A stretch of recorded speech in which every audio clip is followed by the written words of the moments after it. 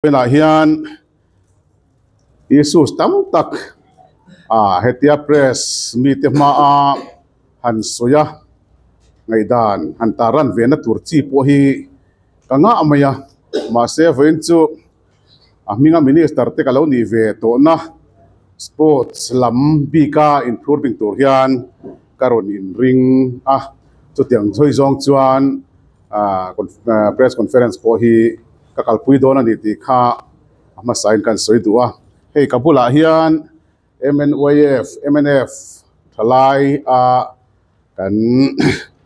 ka thopui ten min troi oma kalom hle maya an mani po ami mala han introduce om tak te pon ni ma se hun resel lo nan mi hriat le in hriat te pon ditlang pui te pon ka hria kan introduce lo mayanga voina an thu hle la te thataka min ngai thak saka zo bel nai mo an hriat chian tu te om point chutianga in hong taka local chukania tin nang ni point team lova in zo tu te in zo zel te po kan press conference log na ni karing pakhat na chuan hei incentive cash award chungchang hi ama sabera ka sawifiah duwa hei incentive cash award hi Mizoram in dan pani kan nei towa hei hi incentive cash award rules 2001 ania 2001 kha ami hi kan ring ngara tun na ya MNF sarkar lo pian khan incentive cash award scheme the in rules the lawin scheme angin 2020 minister kan ivela in he rules hi he scheme hi siam chua ania voina hian hun kal to de omani se hetiang scheme thatak mai sarkar masahun laya ka to puiten mi siam pui hi lo min ka ria hemi chungchang shrim a scheme a rules masa 2001 rules le 2022 rule scheme in an lo na le sport person te ta na ngani improvement le mason na sumzonga lok puina ain thlauna te po hian soi achak oma ma se thui tak ka soi lo nga chulai chu e voina hian ti dan thar deuh te poni mo ka hrelowa kan document hi QR code te ron da in a link te kan da zela ti khan kan document atang khan heng rules sung chang te po hi in lo mi thiam vek in nia sap tong mani se chiang zokin in lo en thei ka be se ya tu tiang tur chang kan in chop uluk ve viau ni ti kha ka soi duwa toi te kan soi du lokero chu sang ni som ni pani kan scheme siam thara hian ama sang ni pakhata Olympics champion ten nuai thum incentive scheme an lak thei lain tun sarkar kal liam tia ta chia sang ni som nia kan scheme siam thara hi chuan Olympic games le para Olympic games pakhat na hian nuai thum ni to lowin nuai za lo man an dong thei to ni hemi figure hi karon suitum tak chu ni lawa ma se voina hen kan hriat ve hrim ma thain ka hria youth Olympic games rules ma sa sang ni pakhata hian youth Olympic games ala om lova engma lo man han don ture mo ziala na om lo ma se ka minister lai khan an youth Olympic games champion ma saber Jeremy rin nunga kha alo ngani aron champion sia rules hian youth Olympic games khala om si lawa resudiary power rules in min pek angin ka howin kan rela so ta chuan kan youth Olympic games gold medalist po khalo man thatak kan pe khani ti chuan tu naya sang ni somni pania kan dan siam thara hian youth Olympic games chua champion chunwai somni panga ani tin world cup te world championship kan dan masa hian sang ni pakata dana hian a champion nuai ni ani lain sang ni pania he dan kan siam thara hian nuai somni panga akai chho thunga tiang khan Asian championship te po dan masa hian nuai khatani lain tuna hian Asian championship in different disciplines tinia nuai sari ani atoi zonga kan soidu chu sang ni pakhata kan rules kan siam that hian ngai tuna zaw zok te po kan manga sang ni pakhata rules siam thatuna ma kan lak hian sang ni pakhat sang ni pani vela tan khan ngai tuna zau tak kan manga national incentive scheme lam te pokan rona state dang dan le hre te pokan rona chutiang chuan he dan thatak hi aron pian chuak ani ti voina hena toy zong in kan soidua adan details kha kan en du chuan QR code a khan en thein kan ron da ani ti chuan incentive kha sa wat hrim hi voina hian kan chanchin bumi te tal hi in fia turin ka hria a kan sports person tele kan sports association throi tu te hi incentive kha sa wat scheme spirit a hian kan lo fia lo hle me ti hi tun na ya hian ka bu chuaka a discipline wanga incentive kha sa wat te hi don theile dong theilo te omdeu anga in ngai lek te po hi omdeu em oti oma hei hi a rules ma sa sang ni pakhat rules sa te sang ni pani rules a po hian chung discipline chuan incentive kha sa wat an dong theyanga chung chuan an dong theilo ti hi pakhat mai ziak lo ani a don thei doan zo ke ro chu a competition zo khani national state games a min lo mana don chuan kan scheme thara hian state games a hian han enang o state games a hian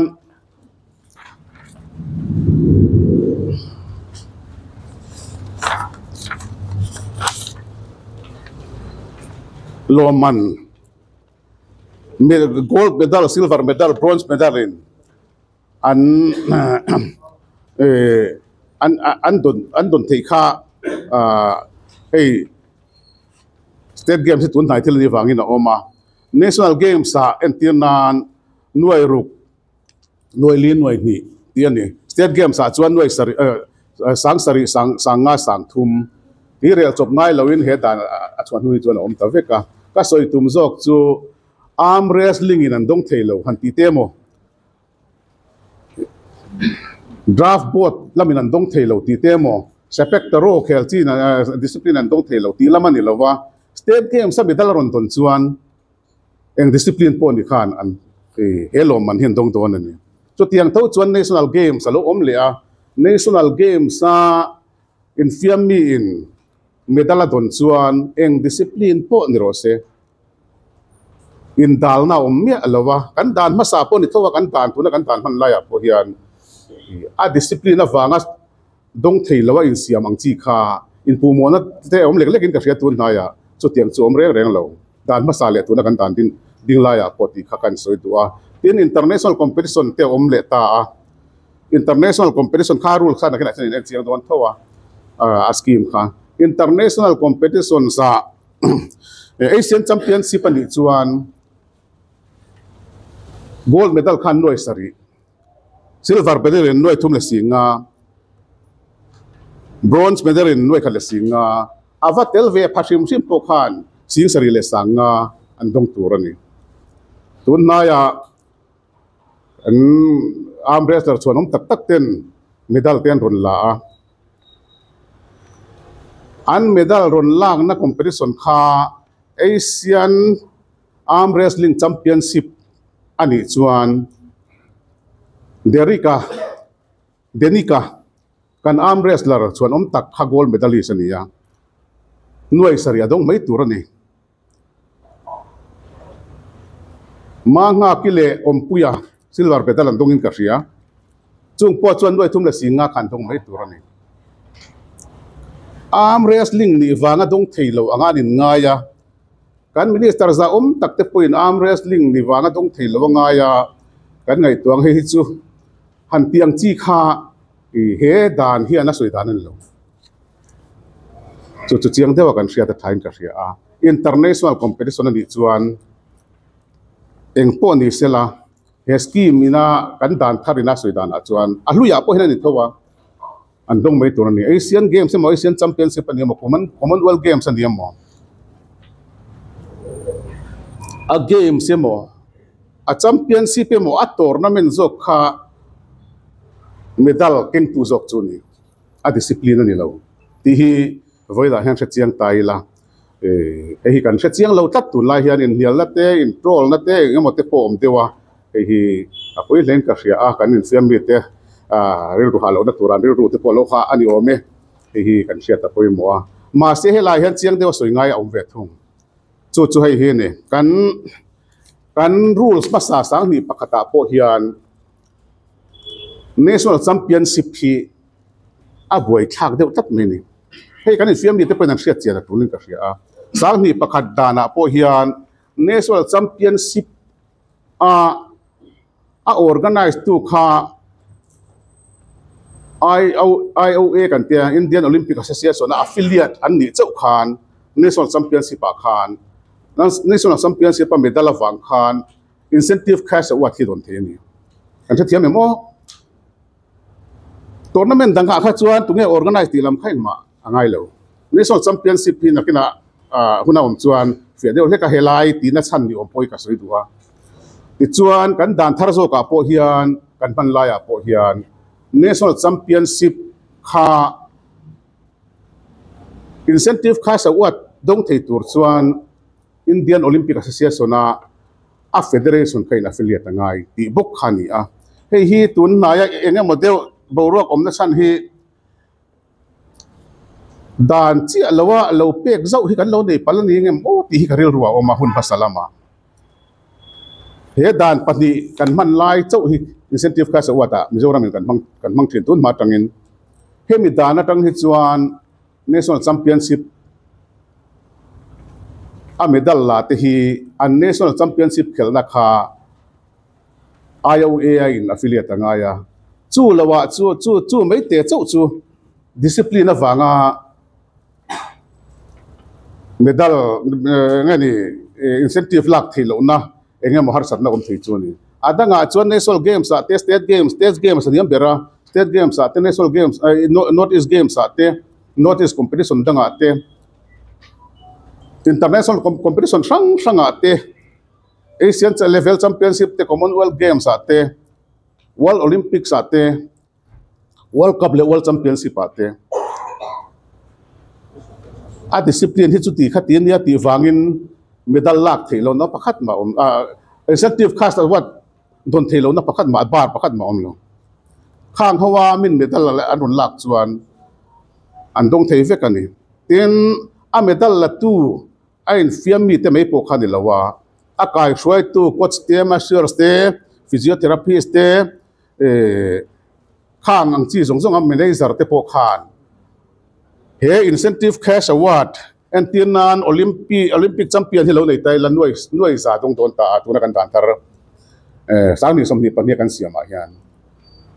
a en kol khan nuai za don chuan a en kol tu pa a physio mo ama ser sa malis tu mo a coach mo khan 25% dong ve to theni chithia me mo tin sarkar thok te pon lo ni thei a in fiam mi po a hroi tu po sarkar thoka pai chuan increment te om theya promotion te po om theya advance increment te po om theya chu tiang chuan ham thatna tam tak sang ni som ni pani incentive scheme a hian sum chung changa pek ani tu wang chuan a toy zonga kan khai khom da du dana chuan hemi point bi ka chuan incentive scheme nuaya sum tan puina dong tur hian sport discipline wanga don le don lo lam ain a competition zoka medal kan valak na competition zok kha poi moni hi kan hriat a poi mo a he dan pahnia hian poi discipline mai ziak lo football point ziak lo boxing point ziak lo badminton point ziak lo taekwondo point ziak lo tun lai isum deuh hlek arm wrestling po hin ziak chong lo masi arm wrestling po ni se Asian Games sa champion chuan emo medal lak chuan emo an han telve rim chuan he dana hian incentive cash award an donga chu tiang thau chuan national games ate po international competition dang zonga engma bar na mo engma om lo kei chu sport minister nila chuan tuna hian deri ka te kha chan ven don the dan tur kan zong ang tilam phak ngai tu tanan lo he dan mang hian noi sari ka petop pek dan tur kan rela ma nga kile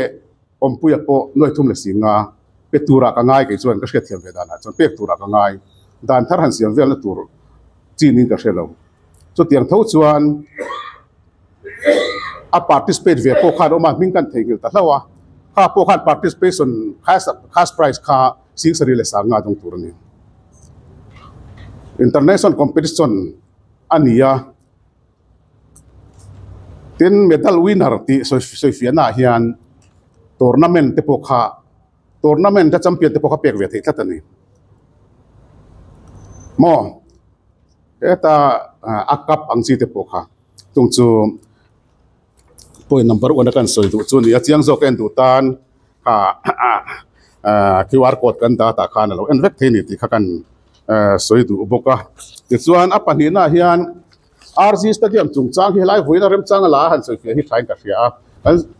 tuna kan sarkar mo puna chel tu tan po hian sawifiah hi an tan po thazokin ka hria soi nuam lo tur chi pon nin ka hrelo an session assembly session na RG stadium chungchanga engzange sangsona phulem phanan ko engzange sangsona ni tender ni em tunge contractor han tivel kha a oma khami chungchanga kan sport minister za om tak ina a chan na kha fu lo de le ka hria chwal pal venin ka hria RG stadium a phulem pa chungchang chan na khan sport minister za om tak khan sangsona om lo contractor hriat ani lo sarkarin hriat sarkarin nge ti dan chia ka MSSC na ti zong nge ni a hriat pui lo ti khan kha se son zaum taka khan chhan ani ya thu dik chu hi ni RG stadium a phulem khu kan lo mang rim deu boka a chiat to wangin All India Football Federation inspection an ron lein national level competition po international society lo national level competition khelnan an pom talova national level competition hi university games te kan thlengin ka hria a kan thleng tur kan ni a in I league te po national level competition po mo ni a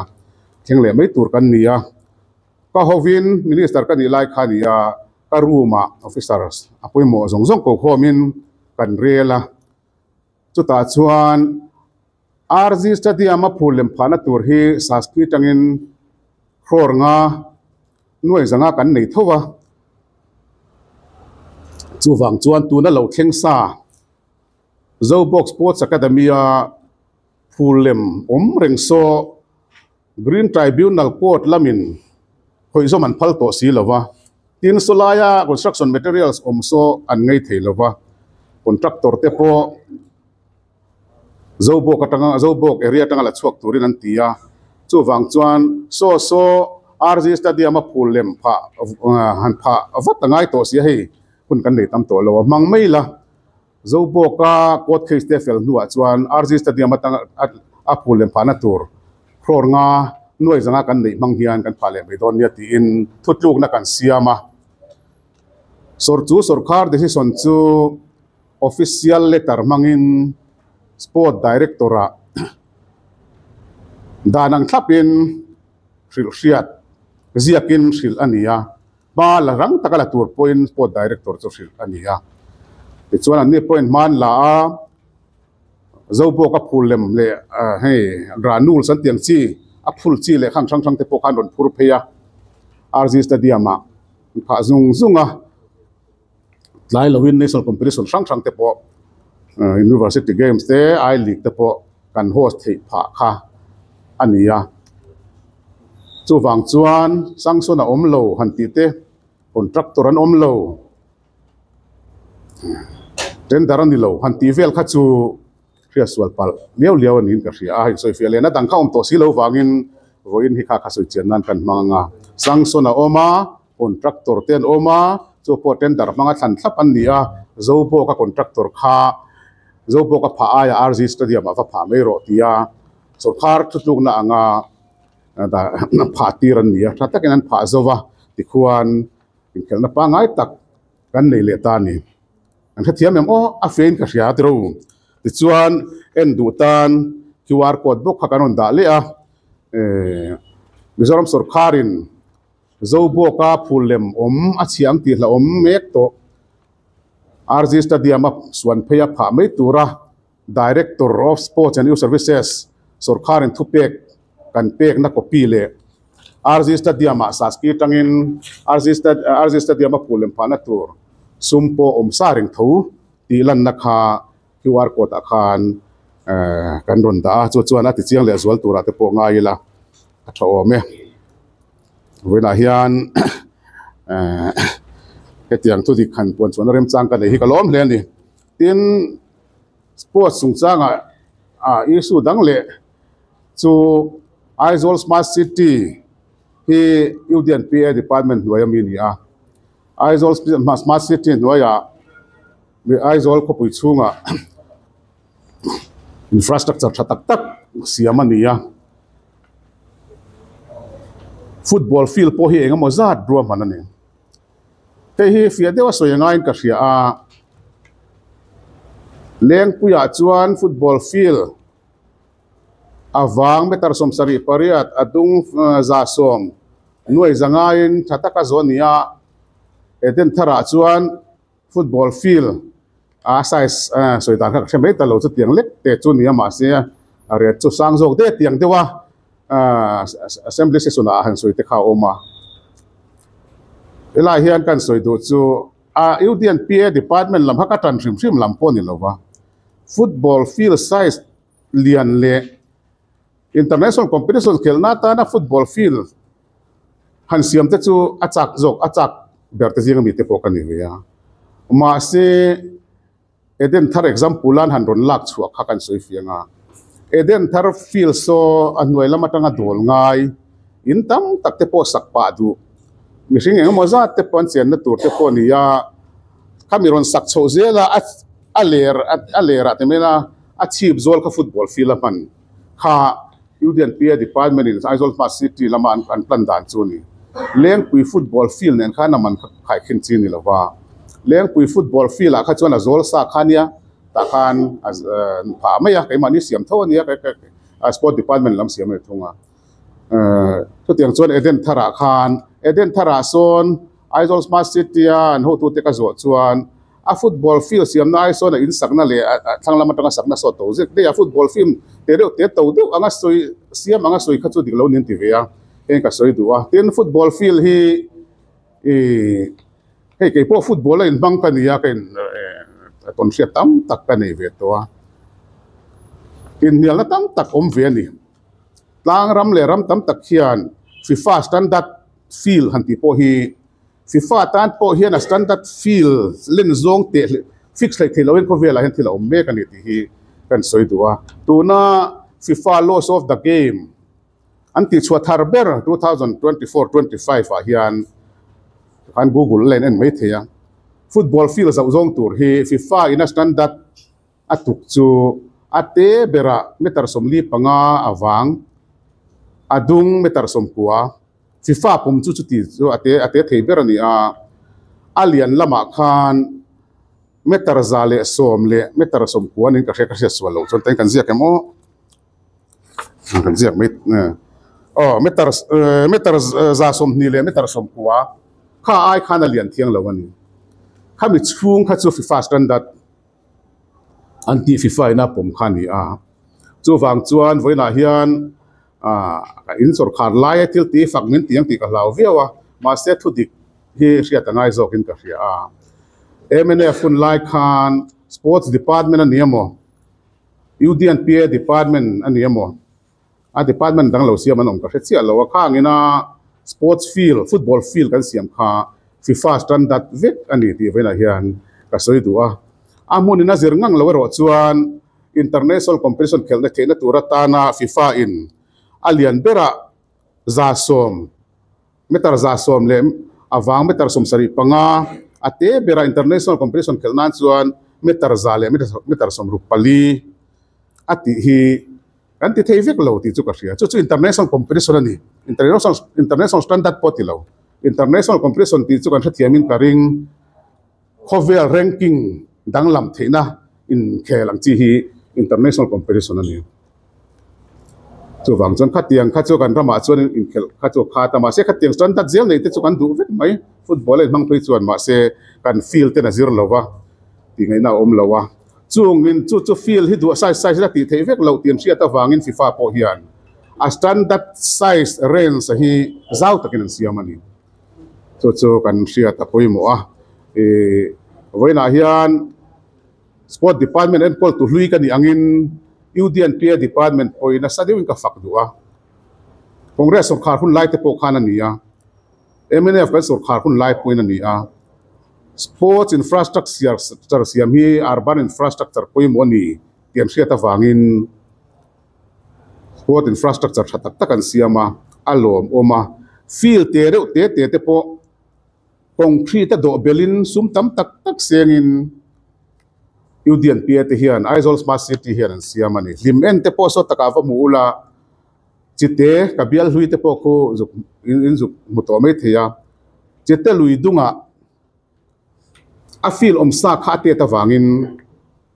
metar enga mozat bantam tak phunin ando zomani UDNP department hian chuti khop chuan fil tilian hian MNF sarkar khan tanala a fil tilian tu sarkar ti ngam mani chuti laya fil ting manglawan sian a han tin tiang chi hi chu kan tum kam han lo tur mang kan omem o ti hiril ruwa oma kan fil ti len dan hi infiam mi te chuan min appreciate via win ka ria a rem lo point feel hi a location kha location sang om te ngaia tlak lama om ngaia chim lama om ngaia chua lama om ngaia chu tiang zonga then do te ngaia wangin ki dur tlang te po ki tiang khopa hau tak khian siam me kania chu wang chuan badminton court te na khan khai khina badminton court te hi du sai siam ta sela adik thei don mi tia football field te na khai khinang chi kha ti lo top tur ania a chan chu badminton chu a court len zong hi polar region na po Thailand na po Sakordaya po ain ang Afghanistan dat pakhat che size pakhat che ko vela footballer also size sitam standard size tam tak chu wang chuan badminton court sai sang sang an siam ngai lo football court pokate sai sang sang an siam tiami puina eng mo zong an ngai thei tura an ho tu te tong kam hi a fu chi alawa chung te chukan soi tel du bokani te chuana dot lia si thuam loi mol chung cha he ka soi do ke poina mi mal ta ka ve takani aizola floodlight kan neya kan lim pui ma engam hun poi mo big lawa chuan kan mang phal mang lawa kan mang phamang lo bok ani lung lei kho pui hi kan se capital ania champhai po football warna football a tholok khopuyan ni district khopui zonga floodlight neya kan stadium te siam kan chak kan sarkar lai khan ma se ke te lul khan takin lawani chu wang chuan lung leya le champhai ai ro hi chuan district football association ve te pon tanga ke point nei se ka ti via tin kan ho tu kan chief minister te thleng point an nei nge dar kha tu a tung kam te po nei nge ni chu tiang chuan saski nuaya lung lei Wembley kan ti mai thin lung leya si thuam loya muala pulem phana floodlight siam na tur le champhaya floodlight siam na tur chang put fila floodlight siam na tur kha sangson kan ti chuak thlapa ke po kalom khop nge ya asangson copy te po kha deli tanga hon tu kha kadin ka ria tin saski shim hi saski part 1 loya nia saski part 1 hi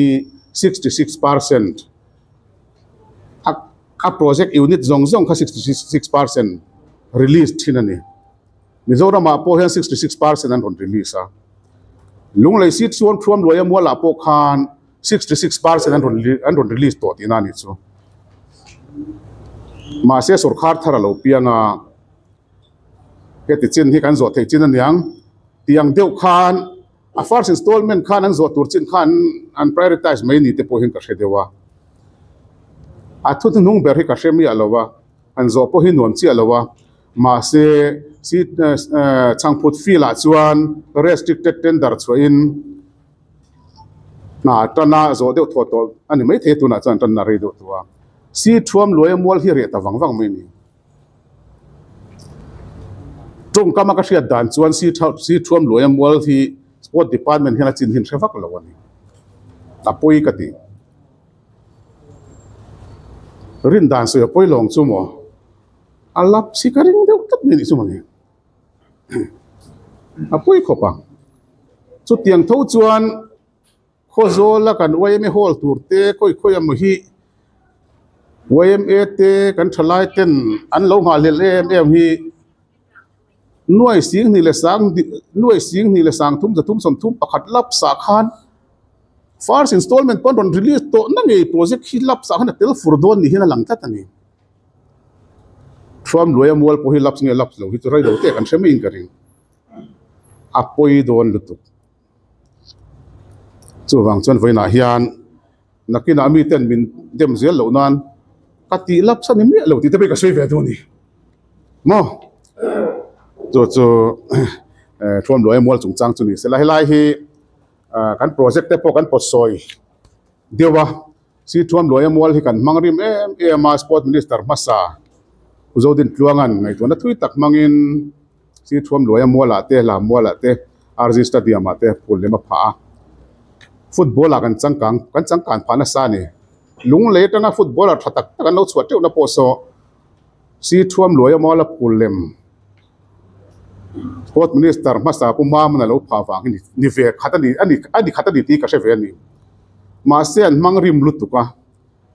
a thera tuite kar alut thea puara chu wang chuan PMJV ke fan mangin lunglei district sports complex DPR kan siam pa in thuam loya mi muala pulem pha tharna tur so kan jeptela thattakin sport council in an pha zowa a hon te po ka hong ta ka hong tu han time ong kan hong tamang renga hong tu kan hon za poi se thiami har dewa ka hong nin ka ria a chuan kan mit tha ve ngoi floodlight kha lunglei kho pui ve reng ruanga floodlight om lo fa om sila kan ti ngoi ya sangson te pok han nor chuaka an siam me dona bong kan ti line kan sarkar thar hi ria ta wang ani chu kan soi tum chu ni maya chu wang chuan si thuam loyam wala floodlight siam tura sum om sa vek to hi alo laps palani chuan lunglei thalai te lunglei infiam mi te ta na van ui om don em ke point ka ui pui ngoi ati laps tu te po ka dem ti kha voina hian kan soi du ani ten apalina hian Aizawl football club chung chang kan ron ta Aizawl football club he mi pui te club kan tia in ti ta tu po kan tam khop maya nei tu ve ka hian kan in ngai hi lo ma ema tam anga kan za na poni vai ho te po khwan mi pui tan pi maya alom ka ti mi pui ta po ni reng ani kan ril ruwa dan tak taka po ti chuan sum har san na chitin re sum han cha chitin reng tok chungin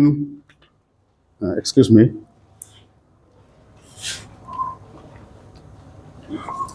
kan len kol ram kum legal ta ti khan ti top tur te han re kan han re lama se AIFF lama tangan an CEO te ron kala an chief minister za tak te pon huwa india rama ni pui base fan base football club plotling te po Aizawl FC hi ni vea in players tam tak cher chuak tu club ania chu wang chuan All India Football Federation ang hian a topic an oilo ani tin kan chief minister po kha an CEO khan ron muwa thil tan karon kalsan pakhat ma kan nei lo tia ke po ka va troi om ve nge ngia te khan to mai tur ten min nge na ti khan kan an ti le no a player tha te po kan le ve thei lo wa relegate ero hi chu kan relegate lo wa tuna hian India rama I League club senior ber I League club relegate lowa I League system rei ber kan ni ve der to ni tiang zong a chuan mi zong ni atinwam khop mai thei dan sang in Aizawl football club in a ground kan nei ve not lung leng mi puite ne na in rem siam na thatak ne ya Aizawl FC complex kan tia ground so pulem te pha ve a abula hostel building thatak mai kan lo sak to te ne na tang kopa residential academy te ne ya kan club te po match poi mo dona te chuan an varia ve thin na turang chi te po so building thata ka oma chu tiang chu kan lo mit tha le kan lo vision kan lo ha lel em ani kei po hian ka ha pui khop mai a project po hi kan siam ngun beidon na po hi kan tong fo mai ma se van nei thak takin sang ni som ni pathum khan agreement sign in Power Finance Corporation natangin cheng noi zanga somli paru 0.90 sangson kan min pe hlo maya kan lom khop maya a sangson takan siam ma po hian implementing agency a tinge tunge niang khoi nge niang ti te an ho to pa kha alo fel kher boka thianang me khan kanin koma tiang khan Mizoram State Sports Council hin thaberang football ground tam takan siam to a kan tia an poma Mizoram State Sports Council nen chon agreement October ni som pakasa ni som ni pathuma Power Finance Corporation chuan saina model code khaum zui mai ni tin kan traffic in karing ke ni chan chin bumi te chuan kan sarkar lai khan ma kan la man lawa sangson kan nor chuak man thlapa te chuan sarkar thara ron pianga sarkar thara apu an phur zong takani ve te po kan ringa ke hi sports minister ni taila chan ma ri football club te hian CSR noi zanga somli paruk 0.90 te nor chuak sela kalom puyanga an hlok pui dan tur ber in ka ngai tu puyanga meeting te ka wanga na te po hinang nin thok ve ka nga ti chuan in le patang chuan in kap te po in tuinun pha thei danga in sumhar satna ten le ba te po hi in rule theng hi ka ti dan tur nin ka ringa chu kan lo be se ve dan ani voin thleng hen kan be se tlatani kan nor chuan itla thesum hi Aizol FC ground siam na turata na min pe kani ma se chu ti zong chon thila kal lo khop maya a thla do kan pakhata file au man ti maya chuan a thla Power Finance Corporation in a rei tak lu tu ka eng ma son na lo wangin Mizoram State Sports Council chu le khan na takin an thona status report file tu ren tia ma se chu po chu chan loina om le wanga ke ni kan lo mangang to a project hi harsata kan nor chuan nia CSR funding dan te chu kan thevea an in interest lo niang ti ta sela hati le vak gan tan po om lo hanin sub zoom dan tang po kha om chuang lo chu tiang fan chi chu ni wang khan một tùy lộ dàn tới cuối cần ngã về này thì chuan suyang khan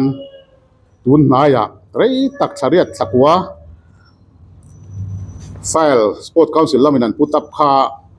achin shet lawa nuwa Power Finance Corporation in le khana takan on thon ta ka chuan any point review mai la le kha te kan submita chief minister te po kan submita tin sport minister te po ka mukan dila kan mu mai thei lawa kan ngak rei ma thla kan ngakin ka ria ma se kan kei po appointment deal in ka vakala sport minister zaum takhi lo om lawa PS ka chore appointment na ke vat thian chu tia ma se chu mi hu chuan thakhat chuang kan ngaka kan hu mai thei lo kan thopui pakat pe chora PS ka mel theta ni wa ka rimai ngun khop mai atia kan ti chuan po ni se khalam khaka soi thui tama mai ka hrelowa kan thopui ten kun thatak dein kan sport minister zawm tak po chon ti puya kan pe se lo dewin hei chu kan chief minister zawm takin open tender turati lo ti tamaya kan lo in be se dana chuan Aizol Football Club tana sanction local Aizol Football Club ground siam na tur tin convergence plan te po kan nei po kan sila okay vena ani he kan board of governor te singa min dia kan MP zawm tak point noi som thum MP fana kangin kativeang atia NECS lampoin routin thalo lo kan siam teina ton le don chuan noi som nga chen te hi chuan kan tang ve ang tin convergence mga katya anon sangson ba ka gallery ti kanon sangson tel lawa ka ti ka siam bel tuma anon sangson size polian tok lawa chu positive bel di zau shed danom thengem ti te po kan kan ngai tu mer line open tendera adu du ina chana du tho the turena ti khan mi tamaya kan tliak no pa ni dik tak chuan governor kan ngai dan te po kan han sawifiah tin Power Finance Corporation po kan ngai dan ziakin kan sila an ni chuan anon response le vata meeting a soi ho angai ni hi Mizoram State Sports Council le Aizawl Football Club le Power Finance Corporation in Delhi a meeting kan kawang kan soi ho don nia antia kai ni chuan astro tarfa po a thatchi kan dua hey MNF kan sarkar ve nuwa chuan a thatchi nia kan hriat ve mi poinan hriat khovel poinan hriat act global product zel hi Mizoram State Sports Council chuan kan hmangani danglam khop mai product nan men chuan chu kan DPR a po chu tiang hmang tur chuan kan du thute tin anuwa communication danga po act global company ngei Aizawl FC ground a hi chuan pha kan du chu tiang chu Mizoram sarkar ina kan pha dang te po kan tin ni atina technology a po drain board technology hetia balu te cement te rora te chung vaka nilawa hetia drain board than pha me ya a feel chunga tuilut theime lo angchi kha kan du ti kha kan DPR a po chu kan siam dan ani sport council ina min forward sak le sport council a min puya min ti pui dan po chu chu ni chu tiang ni lo chuan tender chuan ta a chu na kan be se me ka ro chu Power Finance Corporation hian DPR angin tender te po chuan ni sela tia on chua hi an on chua tura kan ngaia pi pathian zara kan dam chuan kei po thotan nia chu thlak gelle chu thlak ka tuma ke ve na lo om sa to a Dr. H Murding liana Congress kan MLA thin kha ani po kan senior advisor te zinga mi ni a an keni pathum chuan Aizawl Football Club ai chu kan onga soi ho na chengtin ngan ti don nge soi ho ngai lovin an siam to nge ka helawa chu tiang chuan thila oma zo na kan dong tamang ringa mi tam takhi chuan an la helo na he til hi kan du na te kan ril ru hi wen hi soi tlang na rem changa kan ngaia kan so khara chuan kan du na te kan du dan te kan thlen to a kan ngam tlak ten nia sport minister tak phei chu kan thian pa du to kan ngam tlak ania kan soi photo na kan la soi le zel do na a tho po hi Aizawl Football Club kan thong du ni ti thleng hian kan soi bong kan tu kan be se tlatani ti te hi kan soi du a tin kan chief minister za om tak po voina press meet kal tlang hian he project b khi chu CSR project ania open tender tur ti lampu te hi chu CSR min pe tu po he nei tu dan zong ni lawin ka sia chu wang chuan engemo an lo soi ho dan hi fu chi lo zo ke mon o ti mai tur te pon di dewin ka sia chu nga chuan kan chief minister za om tak te poi hun rem chang kan ne ya chuan soi pui chu kan tum tho ma se tender lai me kan ni ti ro kha chu kan soi do kan player te le kan committee member dang po he dik tak chuan Aizawl FC hi kal pui le the to lo khopa sum nei lo kan nia kan harsa a kan mang anga chung te po chu ri ro om takin a club management lam soi tong om lo tak chu ni na kan player te po hi an omani ti hi ka soi duwa tun na ya hian development thar mi state tan chuan lom om tak kan ta na har sat na siam thei hi om tat maya megalaya chau khuan ai li club an ne notice a tuna hian kan el pui om chuna ni notice a chuan megalaya sarkar chuan tun na ya football chung changa policy thar ti mai la tu tung na tharan siama ai league club megalaya chunga tanga ai league club chu grant tin grant 2 crore nuai za ni kan penga chumi ba ka chon sponsorship nuai za kan piang nuai za thum tin megalaya tanga ai league club ni thei lai ni club om chu kan pe ang tin thu tluk na siama chan chin bo te pen lo mu thawin ka ringa tin ni kum lama te po sponsorship hi chun local pui reng to a tin manipur khian ai le club panin nei lai point tu na ta khiran nei lowa ni kuman relegate awangin ai le kan nei lai khan nuai za som nga zelin kum khata ai le club pakhatin lo tan pui thin ni nan soya aziak tak chu ka bulawa an club roi tu te poka phone ati ka lo man tia chu tianga sarkar be chana kan elpui club dangte kan elpui notice club dangte an kalaya are theiber anei tu te pore theiber en kol tu te pore theiber si zo khi sarkar kan hap thada tur te an dang khat ani hi chuan ril ru hi na ve ni min pe ve du lawa min pe ve thelo ni poi min te chu kan be se lo granted e te po kan be se re lo emene fun lai to han kan pe thei chuang lo roset pi hi tem tur po ni lo ma se club ina kanin oi nun ve na tur kanin lo ve na tur te po niang chu kan feel nge ya te kanin lo chuan lo ha eng mo zat po kan nei veng ti hriat rek me ya chu tiang te min dan sak ani hi chuan kan kal zen da tur he kan ngai to that ve ngai do na mi pui point min dem lo seleng decision po sia milati kha wela hian kan soi tua tin ato beratan chuan PMJVK chungchang hi a chiang tu ber po hi kan event ka ria notice a chuan India ram min Mizoram mai ni lawa pathian zara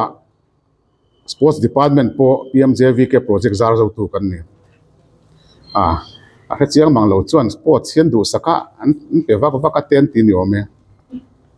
tiang lam chu ni reng lawa PMJVK hi Mizoram sarkar level ai lo in du sak ngot theina chi po ni lawa chu mi percent chu education a culture ne chu ta health ta ti te po khan soi ri ni ome ma se fiam thu ka soyang deu khan covid len foi ni na PMJVK ning po se ve chawina a rezok te thil ti se didik mang lo deu in puthi nang te po kha adik lo in ka sia PMJVK hi multi sectoral scheme ania asum hu thei dan te sum hu thei chan tu poi tam tak omani Mizoram sarkar MNF sarkar po khan assembly zona chana te po khan om kha avai bel che sang ni chuang project hi thon thla kan tam khop mai vai mel che sang ni chu noi chuan soila noi ni zong thon thla kan nia pathian zara sports department te kan van nia gaps kan lo nga buka gap feeling scheme ania he scheme ni kan set ani noi zali chuang sangson te po kan han movia Government of India Ministry of Minority Affairs ina an monitoring tools le an monitoring format vela state sang performance an ti dana po Mizoram hi pakhatna kan ni PMJVK implementation chungchanga sumpek a scheme thararon chua a scheme hlui le sum a scheme thara in transition lai kha sang ni som ni pani velania sumpo pe chwa loi fen omani sumpek chwa masak tur an list chwa po khan Mizoram le Karnataka le Jharkhand kha eligible sumpek chwa thei tura qualified masak an nia civil construction ang chia chuan na tho that lo hriat na chu a physical progress le a financial progress ratio hi ni PMJVK chuan physical progress hi financial progress ain asang phase ok rengani voin thleng hian percentage sang takina physical progress an na tho zo to hi an athok zor contractor tin an tho zo to za thi an bilak aina tam phase ok tin ani chu indicator lian tak ania chu kan thatna point tak poni ve tin geoteching ti te po hi step tam takin an ti lei thei lowa ma se Mizoram ma chuan zo vek to ni kan hun lai khan kan zo vek in ka hria Delhi takin kan construction zong hi an ro click zeu an a lem hin hu thei vek atlalak hi chút tiếng chút Mizoram ni lai social na te pok han dong thawa social na hi chu politics rama kan oma don lo tak tak thei pon ni lawa ka soi du zok chu kan sarkar top don khan nuai sang khat revise scheme a scheme an ron revise nuwa release masak ber ani chu chu sangson sa chu kan nga mai release lo kha nuai sang khat kha athok release ang dewin min han pe ya kan sarkar to pa kha nuai sang khat kha man ani mai talawa chu wang chuan financial year aliam nana nuai sang nga Mizoram tana sangson sa release tura sangson sa vek ani release tura thutlung nan siam sa kha state dang pe kan ngai le phot an nuai sang khat man mon lu tu ka wangin ti chuan tun nai dewa July thlanin ka hria sual mai the nuai sang thum zanga MNF fun la ya sangson sa vek khan han ron release thar le a atang le wanga Minority Affairs Ministry point 7% an kol an thian chung an delay chung kha khata 7% ratin nitin fine kan ti don nge interest aron choi tir ta hiala Mizoram sarkar kha chutiang nga ya PMJV ke kan en kol hi pui ka tia sport department thiam lo chu ni kher lawang in pui pon ngain ka ria sport department hi mi chungchang a hian zo kana an khong ai thlakin ka ria anodal department khan ni chi box si lawa implementing department remote khan ne sum khan control box si lawa chu wak chuan thatta ka thok thin sport department hian an tho zo chin bil ten pek zung theinan finance department te po hian an sum lo thleng an ta na sum lo thleng na hi chu pe chuak ve thin to ro se ti hi ka ngai dan ani a finance and pol tu ni reng chunga 7% han fine te khachu a financial management a thiam lo kan ti tong kam khana kok de urun lo mo ti te poiril ruwa oma chu wang chuan hemi chungchang hi sport department ang tin ya delay ve ti chu ka chi alova lo ve delay ve tho mai theya chung chu kan soi do heng soi kai pa hian PMJV ke te hi thatna ria wa oma infrastructure thatak tak Mizoram pum kha ka sani somni pani malam khana ka var thei lo zok kha kan du na lai hmuna te field thate hall thate residential school thate kan sak thei lo na san khan nia ma se tuna pe chuan sani somni pani tan khan Mizoram pum ka var thei to scheme thatak mai ania Mizoram State Sports Council ina suma tho chua za le chumi tana GST le labor cess Mizoram sarkar in Allah wa lo chan ve zat kha assembly se sula khan MLA pakhatina zota sport minister zaum takina channa hi kathia de thim tan pui tag in kathia a sport minister zaum takina channa khan nuai sanga zakwa somni pali hi heng PMJV ke te china kan soi CSR takhachu GST la lutman lowa ataka bil la impek om lo wangin nuai sang sari